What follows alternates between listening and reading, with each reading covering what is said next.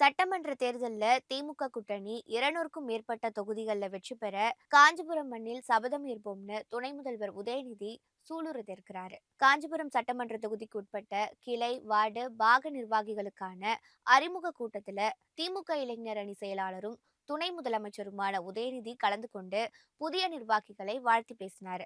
2024 நாடாளுமன்ற தேர்தலுக்கு முன்பு இதே காஞ்சிபுரத்துல தான் ஆரம்பித்தோம்னு கூறிய அவர், இப்போது 2026 சட்டமன்ற தேர்தலுக்கு முன்பும் இதே காஞ்சிபுரத்தில் தான் ஆரம்பித்திருக்கிறோம்னு பேசியிருக்காரு.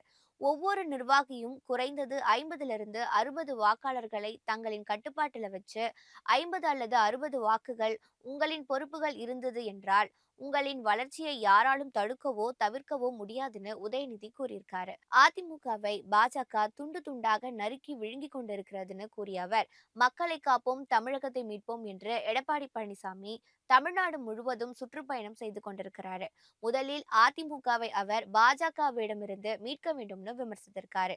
நாம் அத்தனை பேரும் களத்தில் இறங்கி மக்களை சந்திச்சு பிரச்சாரத்தை மேற்கொண்டோம்னா 200 அல்லது 200க்கும் அதிகமான தொகுதிகளில் நாம் கூட்டணி நிச்சயம் வெற்றி பெறும்.